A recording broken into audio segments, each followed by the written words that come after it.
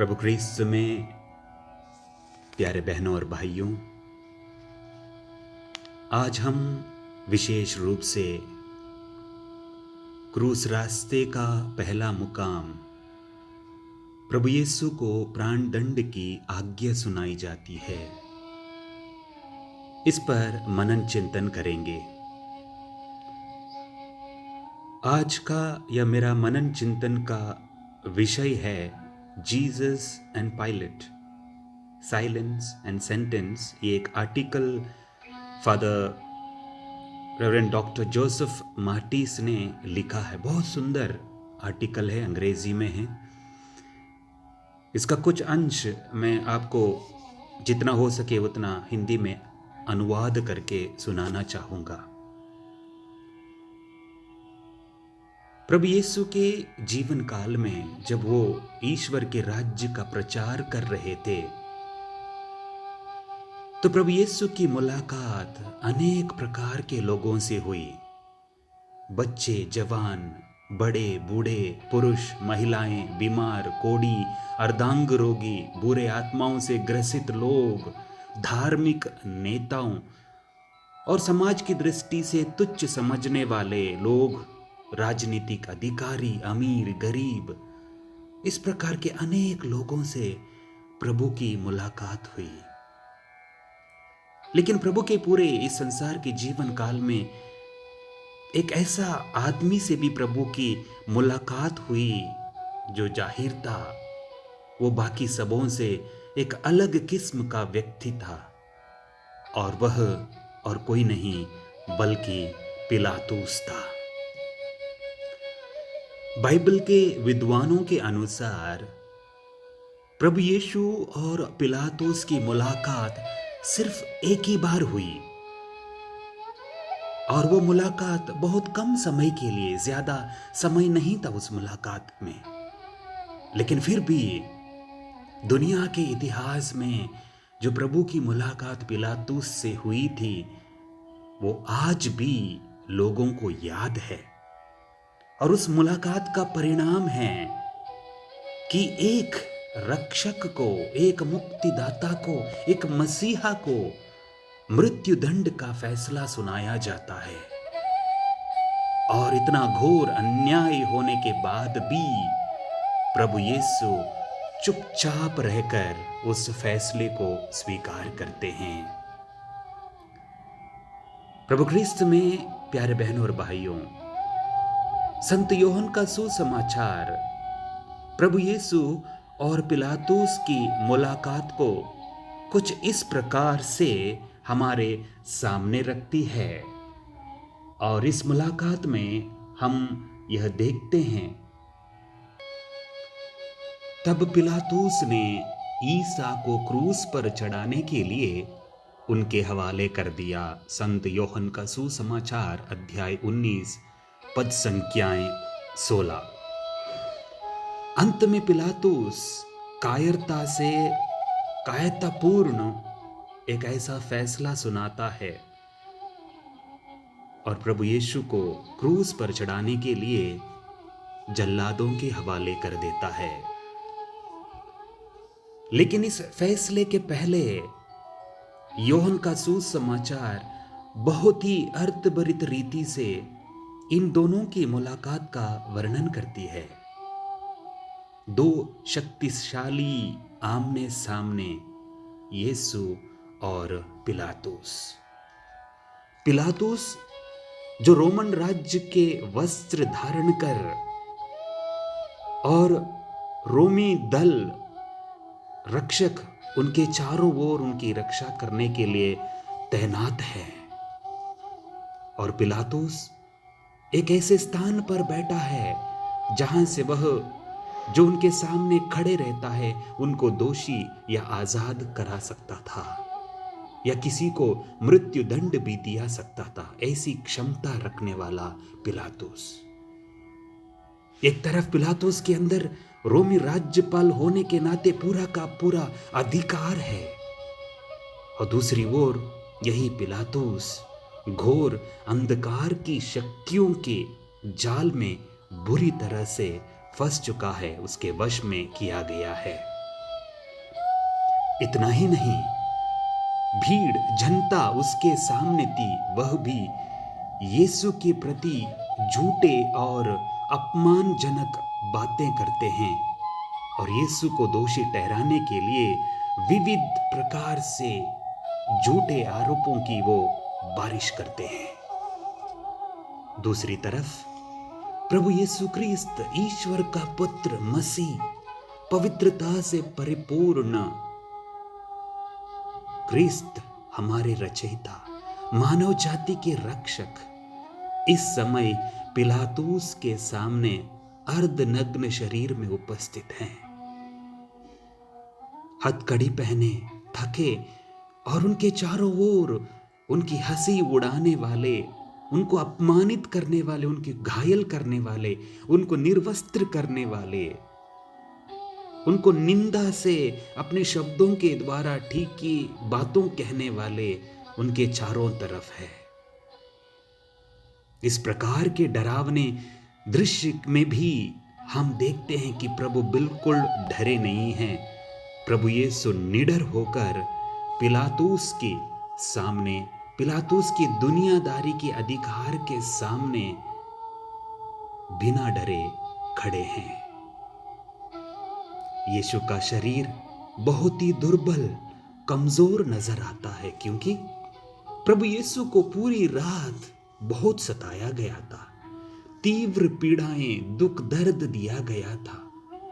लेकिन प्रभु यीशु अंदर से आध्यात्मिक रूप से पूरी तरह से शक्तिशाली और प्रबल है। प्रभु यीशु अपनी चारों ओर तीखे स्वाद भरे लोगों को देखते हैं। मानवीय सत्ता और अधिकार के अधीन घमंड और लालच से भरे लोग, अधिकार रूपी मदिरा पीकर धुत हुए कायर अंधे लोग, और इसके बीच में पिलातूस प्रभु यीशु से सवाल करता है, सत्य क्या है? सत्य से ही सत्य क्या है का सवाल। परंतु यीशु कोई जवाब नहीं देता। प्रभु यीशु चुप रहना पसंद करते हैं और शांत रह जाते हैं। पिलातूस को और भी डर लगता है प्रभु यीशु के चुप्पी से। उसके रोमी अधिकार, बल, प्रताप के सामने प्रभु यीशु की चुप्पी अधिक शक्तिशाली है। प्यारे बहनों और भाइयों, जरा सोचिए, जिसका मौन ही या उसका चुप रहना इतना शक्तिशाली है, तो उनके वचनों में कितनी शक्ति होनी चाहिए, कितनी शक्ति होगी।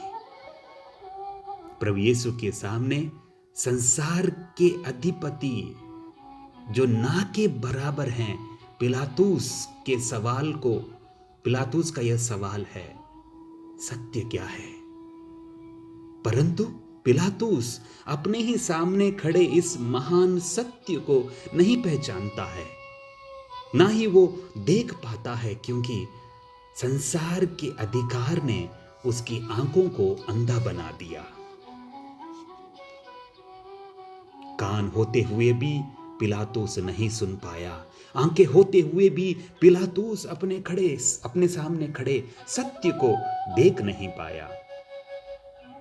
प्रभु यीशु का चुप रहना उसके कानों में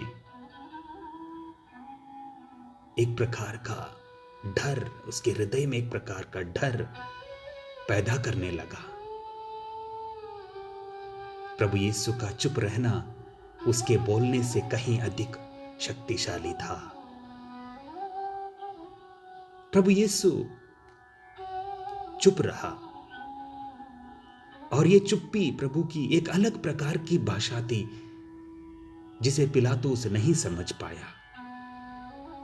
पिलातूस रोमी राज्यपाल होने के बावजूद भी यीशु को नहीं सुन सका। लेकिन प्रभु यीशु जब प्रचार कर रहे थे, सीधे साधारण लोगों ने प्रभु यीशु को सुना।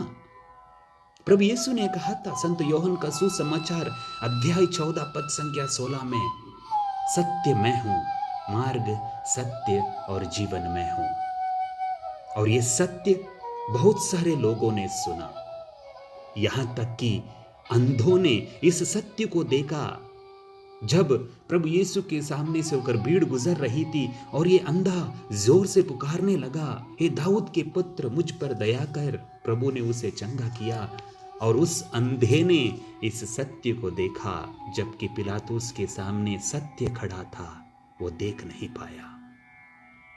जक्केउस एक पापी जिसने भी सत्य को पहचाना और अपना जीवन पूरा बदल दिया। इस सत्य को सामारी स्त्री ने भी स्वीकार किया और दूसरों को भी उस सत्य के पास ले आई। इस सत्य को मार्था और मरियम ने भी अपने भाई लाजरुस के मृत्यु के समय देखा, अनुभव किया, स्वीकार किया। मत्ती अपना चुंगी घर छोड़कर, सब कुछ छोड़कर इस सत्य के पीछे चल पड़ा। याकूब और योहन अपने पिता के साथ जाल डाल रहे थे, मरम्मत कर रहे थे, और वे अपने पिता नाव जाल को छोड़कर इस सत्य के पीछे जाते हैं। जी हाँ मेरे प्यारे बहनों और भाइयों, सुसमाचार में ऐसे अनेक सारे लोगों को हम देखते हैं जो समाज की दृष्टि में उनका कोई स्थान नहीं था, लेकिन ऐसे लोगों ने इस सत्य को पहचाना, इस सत्य को देखा। और वही पिलातुस यीशु से पूछता है कि सत्य क्या है। जी हाँ मेरे प्यारे भाई और बहनों, पिलातुस ने उस सत्य को नहीं देखा। एक गुलाब को यह सिद्ध करने की जरूरत नहीं है कि वो गुलाब है, उसकी खुशबू से ही लोग पहचान जाते हैं कि वो गुलाब है। जो खेतों में जो फूल होते हैं, लिलीज, बहुत सुंदर होते हैं, उसको ये सिद्ध करने की जरूरत नहीं है कि वो खूबसूरत है, उसका रंग ही इतना खूबसूरत है, लोग देखकर ही पहचान जाते हैं। इसी प्रकार यीशु को भी कोई जरूरत नहीं पड़ी कि वह पिलातुस का यह सवाल का जवाब दे, सत्य क्या है। प्रभु यीशु का चुप रहना उनकी अद्भुत दैवीय शक्ति को प्रकट करता है। हर तरह से प्रभु चुप रहे, लेकिन जब जरूरत पड़ी तो प्रभु ने अपने चुप्पी को, अपने मौन को तोड़ा। जब मंदिर में लोग मंदिर को बाजार बना रहे थे, वहां पर प्रभु चुप नहीं रहे, उन्होंने अपने हाथों में कोड़े लेकर उनको भगा दिया। जहां पर कठोर शब्दों का प्रयोग करना था, प्रभु ने कहा कि तुम लोग पुती हुई कब्र के समान हो, ढोंगी हो। विशेष रूप से धार्मिक नेताओं को जब भी वे अन्याय कर रहे थे, गलत कर रहे थे, प्रभु ने उनको ठोका, प्रभु ने उनको रोका, प्रभु ने उनको डांटा। यहां पर प्रभु यीशु समाज के रूप में या समाज के सामने कायर शक्तिशाली मनुष्य जो पिलातुस था, प्रभु उसके सामने चुप रहे, क्योंकि प्रभु ये जान गए कि इस कायर पिलातुस को हराने के लिए मेरा चुप रहना ही पर्याप्त है। और प्रभु चुप रहे और पिलातुस डर जाता है। पिलातुस प्रभु यीशु के चुप्पी को देखकर बर्दाश्त नहीं कर पाता है। वो प्रभु को कहता है कि तुम बोलते नहीं हो क्या, तुम नहीं जानते हो मुझे बहुत सारा अधिकार है। लेकिन प्रभु चुप रहते हैं, क्योंकि प्रभु अपने अधिकार को जानते हैं, प्रभु अपनी महिमा को जानते हैं। प्यारे बहन और भाइयों, इस चालीसे के काल में और कुछ दिन बाकी है, इस समय हम प्रभु यीशु को देखें, प्रभु यीशु के पवित्र चेहरे पर मनन चिंतन करें और प्रभु यीशु जो सत्य है, मार्ग है, जीवन है, उसको हम अपनाएं। प्रभु यीशु और पिलातुस की मुलाकात यहीं पर समाप्त नहीं होती है। आज भी सत्य को चुप करा दिया जा रहा है। बेगुनाहों को, गरीबों को, साधारण लोगों को उन पर जुल्म किया जाता है, उन पर अत्याचार किया जाता है। बेगुनेगारों को गुनेगार ठहराया जाता है, बंदीगृह में डाला जाता है, उनकी आवाज को दबा दिया जाता है। क्योंकि आज भी पिलातुस हमारे समाज के ऐसे लोगों में विद्यमान है जो सत्ता में हैं, जो अधिकार में हैं, जिनको अधिकार दिया गया है। उनके अंदर आज भी पिलातुस चुप कर कार्य करता है। इसलिए वे अधिकारी लोग जो सत्ता में हैं, जिन्हें न्याय के बारे में समझाने का अधिकार दिया है, वे अन्याय करते हैं और पिलातुस उनके द्वारा कार्य करता है। प्यारे बहन और भाइयों, पिलातुस आते जाते रहेंगे, लेकिन प्रभु यीशु ख्रिस्त हमेशा हमारे साथ है। इसलिए हमें भी प्रभु यीशु के समान निडर होकर खड़े रहना है, निडर होकर इस असत्य का सामना करना है।